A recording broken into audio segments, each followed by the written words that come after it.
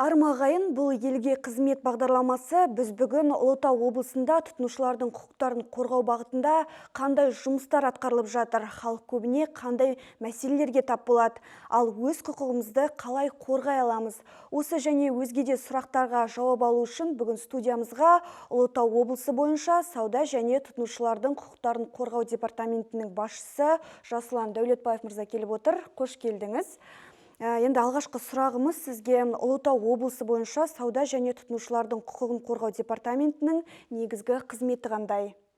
Қайырлы күн, қош көрдік. Шақырғандарыңызға біріншіден рахмет. Біздің осы Қазақстан Республикасы сауда және интеграция министрлігіне қарасты Ұлытау облысы бойынша сауда және тұтынушылардың құқығын қорғау департаменті негізгі мақсаттары бір, бұл ішкі сауда нарығын дамытуға және де осы тұтынушылардың құқығын қорғау саласы бойынша мемлекеттік саясатты жүзеге асыратын мемлекеттік орган болып табылады. Департамент өз жұмысы барысында тұтынушылардың құқығын қорғау туралы заңға және сауда реттеу заңдарын басшылыққа отырып өз жұмысын жүзеге асырады. Департаменттің негізгі мақсаттары осы Ұлытау облысы бойынша сауда объектілеріне жүргізілетін бақылау, яғни бізде үкіметпен бекітілген әлеуметтік маңызы бар азық-түлік тауарлары бекітілген, солардың тауарлық үстемесін бақылау мемлекеттік орган ретінде. Сонымен қатар осы тұтынушылардың құқығын қорғау саласындағы мемлекеттік қадағалау жұмыстарын атқарады. Жақсы. Енді қазіргі таңда халық сіздерге көбінесе қандай мәселелермен жүгінеді?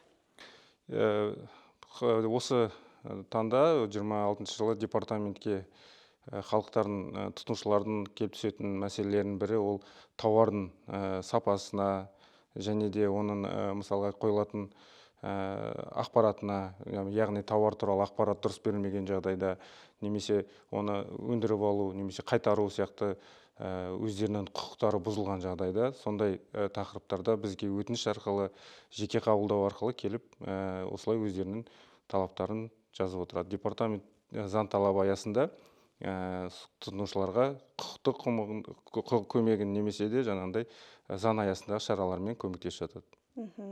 Жалпы қай жаққа барып жүгіну керек сіздерге? Бұл жерде жүгінудің қазіргі таңда несі көп, ұсыныс ретінде мысалға айтамыз.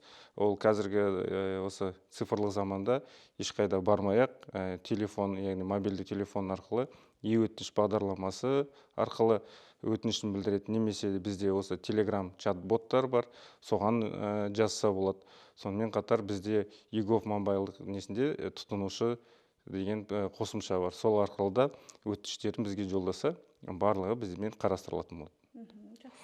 Егер бұлай өздері келем дейтін болса, біздің департаментіміз осы Жезқазған қаласы Шевченко 36 ғимаратында 27-ші кабинетте орналасқан.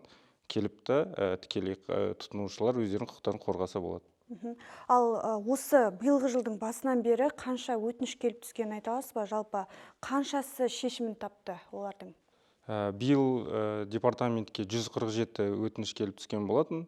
Жаңа айтып өткендей, оның 77-сі, яғни e-өтініш бағдарламасы арқылы түссе, ол 52%, 44% жаңағындай телеграм бот каналдар арқылы келіп түседі. Сонымен қатар басшының жеке қабылдауында түсіп жатады. Бұл жерде департаменттің бұл істерді қарау барысында заңға, сотқа дейінгі, яғни сот алдындағы шаралармен түсіндіру жұмыстары жүргізіліп отыр. Бүгінгі мысалға 1-ші тоқсанның қорытындысына сәйкес осындай тұтынушылардың құқықтары қорғалып, барлығы 20 миллион шамасында тұтынушылардың яғни құқықтары қорғалды. Оның ішінде жаңағындай сапасыз автокөліктер бар, тұрмыстық техникалар бар қайтарылған. Барлығына жаңағындай сотқа дейінгі шаралар арқасында және де сот барысында біз қорғаудың арқасында осындай тұтынушылардың тауарлық, яғни 20 миллиондық құқықтары қорғалған болатын. Керемет. Енді осының ішінде ең жиі кездесетін құқық бұзушылықтар қай салаларда кездеседі?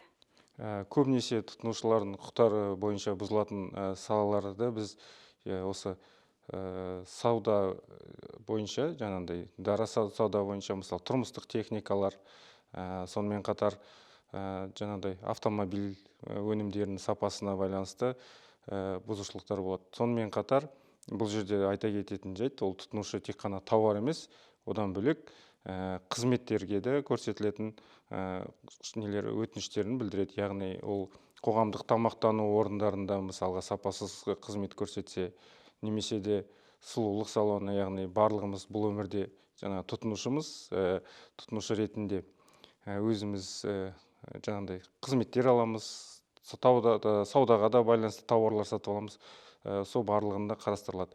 Негізгі бірақ та көлемі жаңағыдай тауарларды сатып алу бойынша. Соңғы кезде онлайн сауда бойынша да бізге бұзушылықтар келіп түсіп жатыр. Ол да бар. Жақсы. Енді осы біздің қарапайым халық, яғни тұтынушылар өз құқықтарын қаншалықты деңгейде біледі деп ойлайсыз?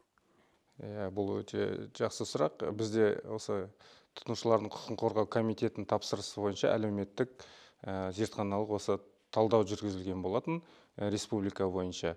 Бұл республика бізде осы біздің 20 өңірді қамтып, оған 10 мыңнан астам респонденттерді сауалнамаға қатысқан болатын. Ұлытау облысы осы өңірлердің ішінде ең көп қатысқандардың бірі болып саналады, яғни 600-ден шамасынан адам қатысып сауалнама берді.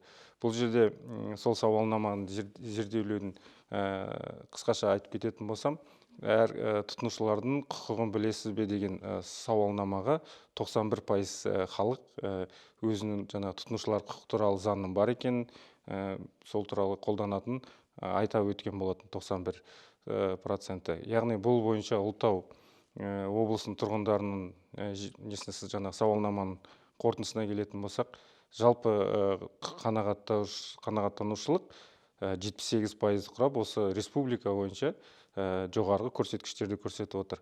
Сонымен қатар бұл зерттеудің қорытындысында тұтынушыларға келесідей сұрақтар қойылады. Тұтынушылар қандай құқықтарын біледі деген. Ол жерде бізде көбінесе 78 сапаға құқығын біледі деген, 78% алған. Сапаға құқығын, немесе өзінің жаңағы мүдделерін қорғау, залалды келтірген бойынша компенсация алу деген сияқты құқықтарын білетіндігін атап көрсеткен болатын. Сонымен қатар бізде Ұлытау облысының жаңағы респонденттерінің қорытындысына сәйкес бізде халық енді ұшақ байланыстарына көңілі толатынын көрсеткен. Сол саудаға байланысты. Ал қанағаттанбаушылық ол бізде қоғамдық көлік, сосын коммуналдық қызметтерге енді көңілдері қатты тола бермейтін бұл жерде көрсетілген. Бұл енді бізде ғана емес деп ойлаймын. Жоқ, бізде ғана емес, әрине. Барлық облыстардың несі бойынша.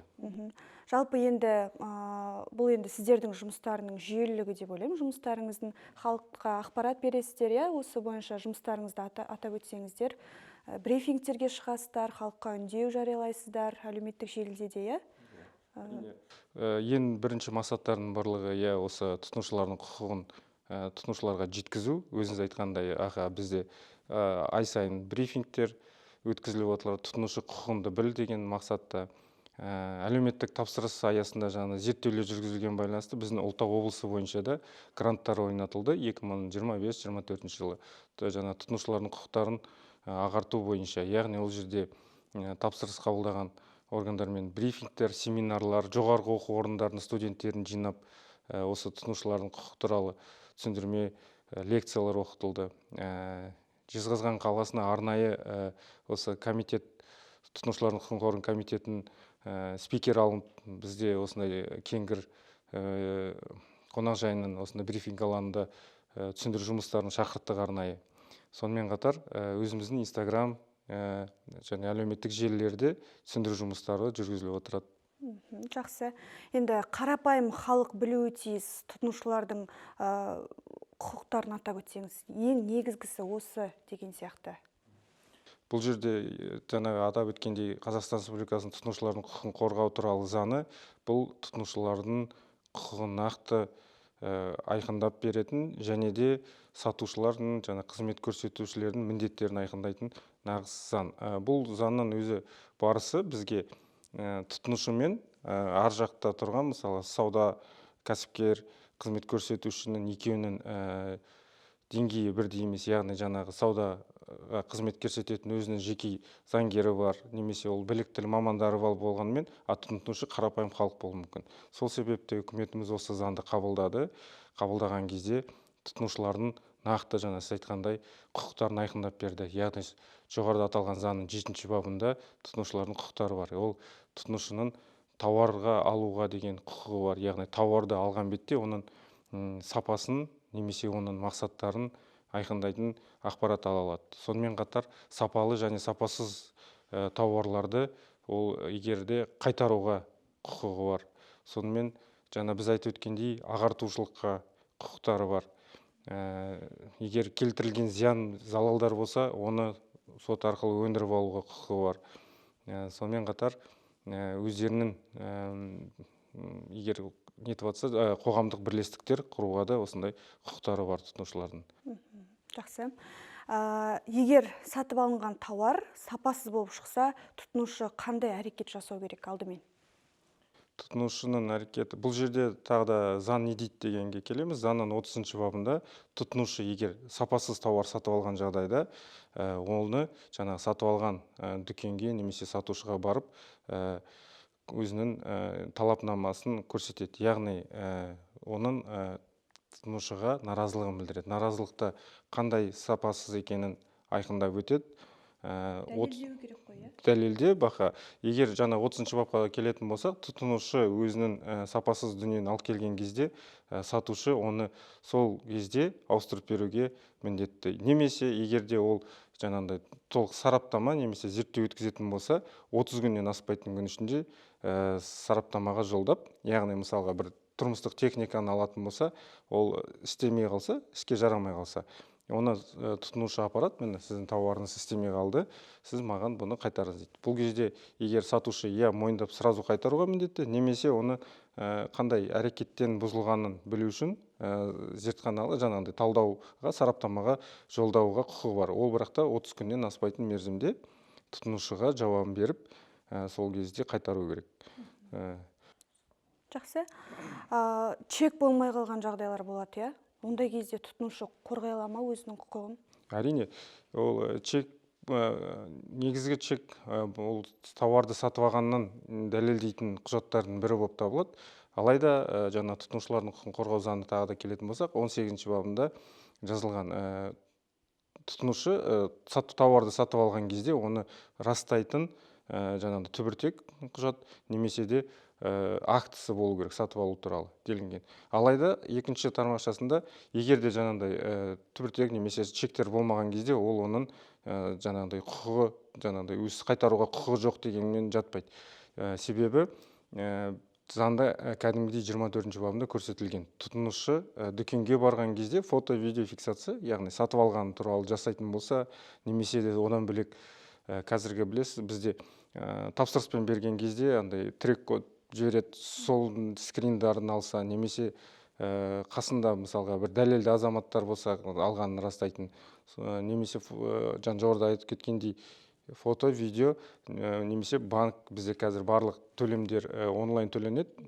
Сол онлайн төлемдерді көрсетіп жатса, онда жаңағы сатушыға барып дәлелдеп қайтаруын сұрайды. Егер сатушы ол жағын қайтармай жатқан болса, сатушыға келеді да талапнама жазады. Ол талапнама 10 күн ішінде қарастырылып, тұтынушыға жауабын беру керек. Қандай шешім қабылдаған туралы. Жаңа енді айтып жатырық, қазіргі кезде онлайн сауда көбейді ғой, әртүрлі, Каспи болсын, немесе тағы да басқа. Енді осындай кезде шағымдар көбейді ме жалпы онлайн саудаларға? Ондай кезде қалай әрекет етесіздер? Жалпы онлайн, яғни маркетплейстерде тауарлар сатып алу қазіргі үрдісте заман талабы, қазір бүкілі онлайн сатып жатыр. Бұл жерде онлайн алан, маркетплейстер аланы алаяқтарға да мүмкіндік беретін алан деп санаймыз. Өйткені ол жерде жаңағы алаяқтар осы аланды пайдаланып тауарларды арзан бағада көрсетуі мүмкін. Біріншісі осы онлайн сауданың теріс жақтарына келетін болсақ. Екінші жағы ол тауарды сатып аларда оның тек қана фотосын көреді. Ол яғни сапасын айқындай алмайды. Сапасы да келіп жатқан кезде келмейді. Немесе мөлшері жағынан бізде мысалы бар қарайды, үлкен нәрсе сияқты, бірақ та келген кезде мөлшері сәйкес келмейді. Сонымен қатар жеткізу жағынан да, жеткізу тараптарынан, ұзақтығынан, немесе тауардың бір жаққа жоғалып кете ме, жеткілмей қалады. Сонымен қатар онлайн саудада қайтару жағы да сәл қиындау. Өйткені сатып алушы мен сатушы екеуі бір-бірімен жеке көрмегендіктен, ол барлығы онлайн болғаннан кейін сондай қиыншылықтар туғызады. Жаңа жоғарыда айтып өткендей, бұл алаяқтық фактілер бойынша бізде бір кейс та бар. Яғни бұл жерде сатып алушында қауіп бар екенін айта кететініміз бар. Өйткені бізде бір кейс болды.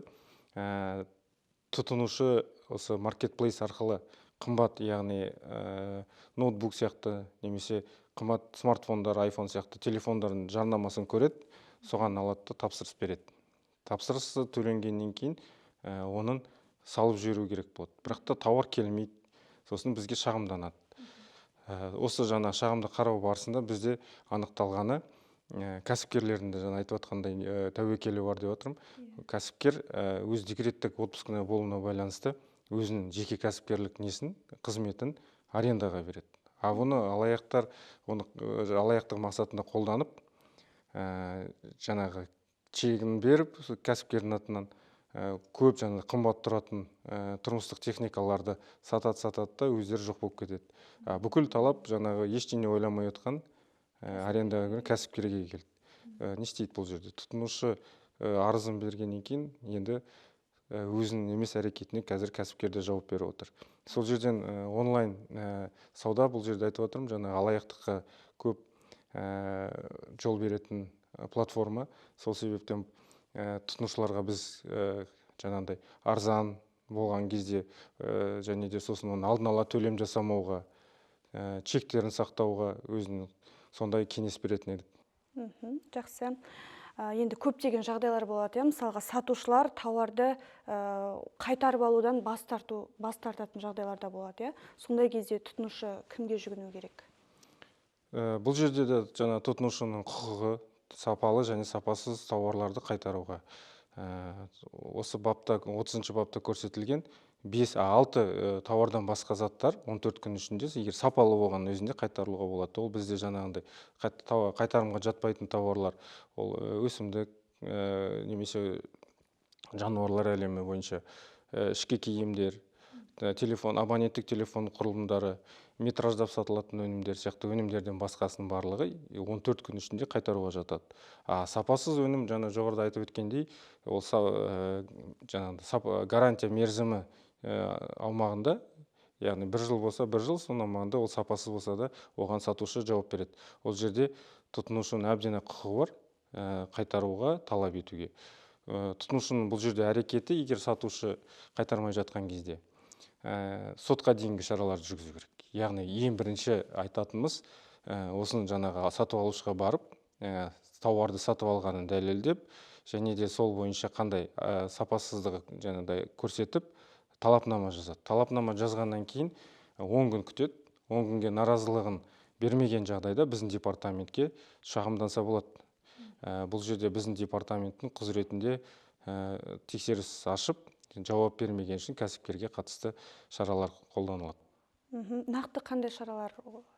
Осы тұтынушылардың құқығын қорғау саласы бойынша біздің әкімшілік құқық бұзушылық кодексіне сәйкес келесідей шаралар қолданады. Яғни бірінші талапнама айтып отырмын, талапнамаға жауап бермегені үшін әкімшілік құқық бұзушылық кодексінің 190-шы бабының 5-ші тармақшасы, 4-ші 5-ші тармақшасына сәйкес ол наразылыққа жауап беру керек болады. Егер ол наразылыққа жауап бермеген жағдайда кәсіпкерлерге 190-шы баптың жаңа 5-ші тармақшасына, 4-ші тармақшасына сәйкес шара қолданады. Ол жеке кәсіпкерлерге, шағын кәсіпкерлерге 5 айлық есептік көрсеткіш, орташа 15 деген сияқты кете береді. Егер ол 1 жылдың ішінде қайталанатын болса, ол айыппұлдар 2 еселеніп салынады. Екінші, ол тұтынушылар құқығын қорғау заңының 8-2 бабында бізде айтылған тұтынушы мен жаңа сатушының арасында жасалған келісім шартқа өзгерістер енгізу, яғни тұтынушыға оның жаңа құқықтарын шектейтін нормалар қосса, немесе бір жақты өзгерткен жағдай болса, онда да мысалы тұтынушыға қосымша салық деген сияқты жүктеме қойған сияқты, онда 193-дің бірінші бабына бар. Яғни бізде ол тұтынушыны алдау болып саналады. Орысша айтқанда обмеривание дейді, яғни сапасынан немесе жаңағындай салмағынан немесе басқа да бір осындай тұтынушы алдау нелер кездесіп жататын болса, онда жаңағы әкімшілік құқық бұзушылық кодексінің 193 бабында сәйкес қарастырыламыз. Сонымен қатар тағы да кәсіпкерлерге қатысты әр жаңағындай сауда орны болсын, қызмет көрсететін орын болсын, тұтынушылардың құқығының көрсетілген ақпараттандыру, яғни тұтынушы бұрышы сияқты ақпарат болу керек. Ол жерде тұтынушы айтып отырмын ғой, өз құқықтарын білмеуі мүмкін, сол себептен ол әр қызмет көрсететін орын, сауда орындарында тұтынушы бұрышы болу керек. Ол жерде уәкілетті органның контактный телефондары, сонымен қатар тұтынушының негізгі құқықтары көрсетілген сондай ақпарат болу керек. Ол бойынша да бізде егер тұтынушыдан арыз түсіп жатқан болып жатса, кәсіпкерге қатысты тексеру шаралар жүргізіліп, әкімшілік шаралар қолданады. Жақсы, рахмет. Енді соңғы сұрағымыз болсын, осы Ұлытау облысының тұрғындарына тұтынушы ретінде қандай кеңес берер едіңіз? Ұлытау облысының тұрғындарына тұтынушы ретінде біз әрине өз құқығын білуді айтамыз. Яғни жаңағы тұтынушылар құқығын қорғау заңында көрсетілген әр тұтынушы өз құқықтарын білген жағдайда, онда жосықсыз кәсіпкерлер болмайды деген ойдамыз. Яғни қазіргі біздің осы практикада да сол көрінеді. Яғни тұтынушы өз құқығын біліп, претензияны грамотный, яғни сауатты жазып жатқан кезде сотқа дейін шешіліп, тұтынушының құқықтары қорғалады.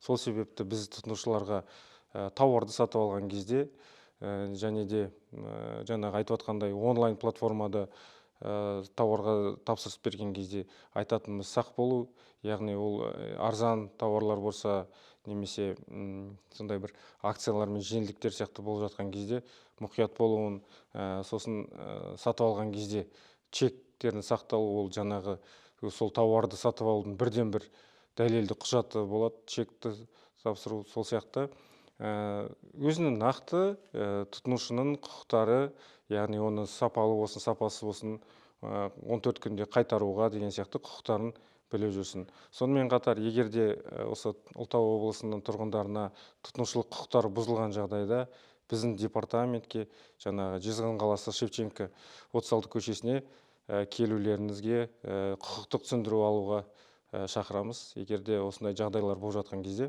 біздің департаменттің есігі әрдайым ашық. Сонымен кез келген жағдайда өз құқығымызды біліп, заң аясында әрекет ету басты қағида.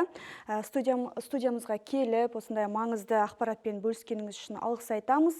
Келесі кездескенше өз құқықтарыңызды қорғап, саналы тұтынушы болыңыздар.